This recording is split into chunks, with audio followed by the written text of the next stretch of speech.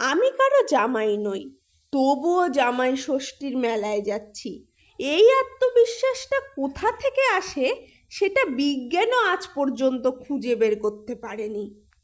তবে চিন্তা নেই, সেফটির জন্য আমি আমার দাদুর জামাইকেও সঙ্গে নিয়ে যাচ্ছি।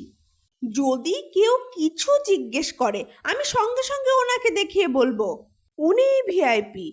আমি তো বিরিয়ানির এলাচের মতো আছি, কিন্তু আপনারা আমাকে ইগনোর করুন যেন আমি নেই। কিন্তু মেলায় ঢোকার পর জিনিস কেনার বায়না করার সময় মেন ক্যারেক্টার কিন্তু আমিই হয়ে যাই।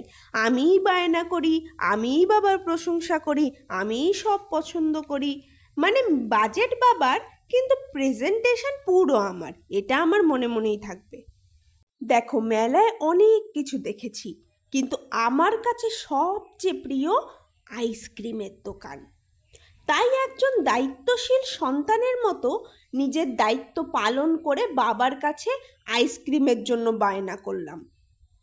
বাবাও ঐতিহ্য বজায় রেখে বকা দিতে দিতে আইসক্রিম কিনে দিলেন। ব্যাস, জীবন সফল।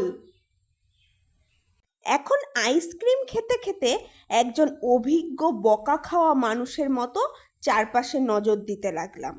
দেখলাম মেলায় সব মা বাবাই তাদের ছেলে মেয়েদের বেশি জিনিস কেনার বায়নার জন্য ঠিকঠাক বকা দিচ্ছে তো। তারপর আরও একটু সময় কাটিয়ে নিশ্চিত হলাম যে মেলার প্রতিটা গলি অন্তত 3বার করে দেখে ফেলেছি। তারপর মেলাকে বিদায় জানিয়ে বেরিয়ে এলাম। ভাবলাম এবার সোজা বাড়ি যাব, কিন্তু নিজের ওপর এতটা ভরসা করাটাই আমার ভুল ছিল। সামনেই মোমোর দোকান দেখে সব শেষ।